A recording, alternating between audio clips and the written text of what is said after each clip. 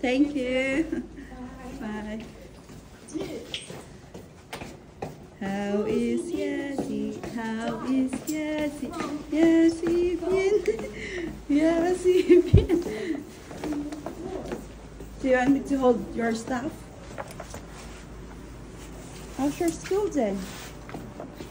How's your school? Good. Come on this side. Here.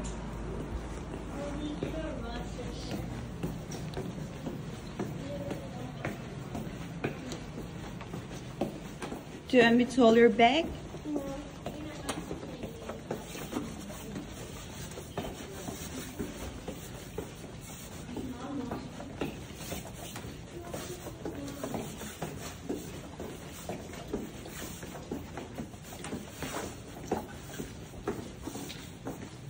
Ilagay mo kaya anak yung isang handle diretso. Ilagay mo yung isang handle. Handle ng bag mo para hindi ka kawawa. It's better, anak. Come on, I can help you. Here we go. Before you open. There you go. No, but Let's go. Come on this side.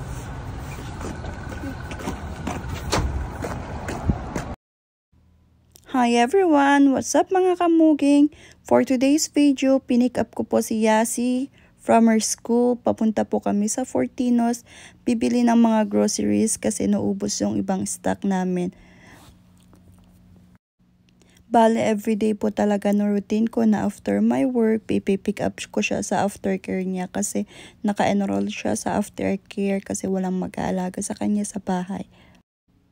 So ayun, tara na, pumasok na tayo sa Fortinos. Bibili ng mga iba't ibang mga pagkain or stock sa bahay kasi taglamig ngayon. From her school to Fortinos po is wala pang 5 minutes kaya naglakad na lang kami. Hindi pa namin nabili lahat ng mga gusto naming bilhin kaso gutom na si Yasi kaya bumili kami ng croissant at juice niya. Habang naniningin ng mga iba't ibang pagkain. So, ayan po siya. Thank you.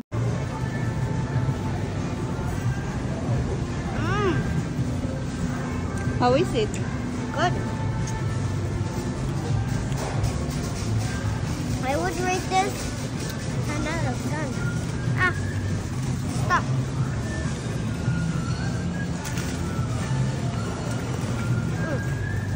Yum.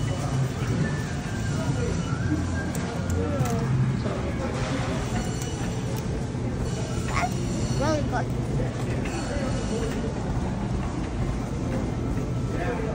Wait. Is there any Rice Krispies that has? Not Rice Krispies. Pop-Tart. So, andito na po tayo sa frozen area sa mga tulad ng sausage. At dito din po ako kukuha ng baon ni Yasi for her lunch kasi picky po siya pagdating sa mga pagkain. Talagang meron po yung mga gusto niyang pagkain tulad ng rice. Hindi po siya nagpapaon ng kanin sa school nila kasi kinakahiya niya po.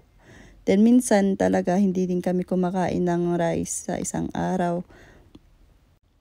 Tulad na lamang dito, ang dami-dami niyang pagpilian pero hindi siya makapili-pili kasi nga picky po siya. As a mother, laging problema ang baon kung anong papabaon sa anak.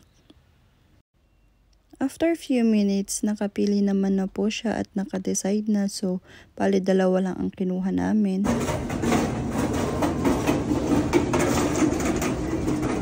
How is it? Good. Awesome. I'm finished. Uh-oh.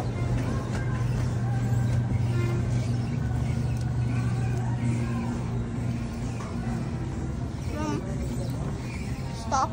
Hold this. Guys, this is how you remove food all over your soap.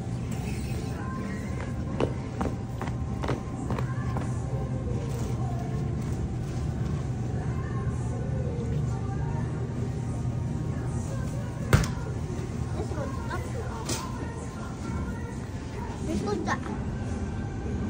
Let's go then. Anak ko. Oh. No.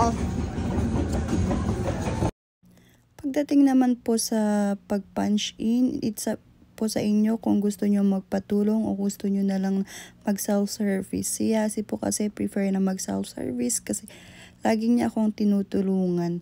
She is a good girl pagdating po sa ganyang mga bagay. Lagi niya akong tinutulungan.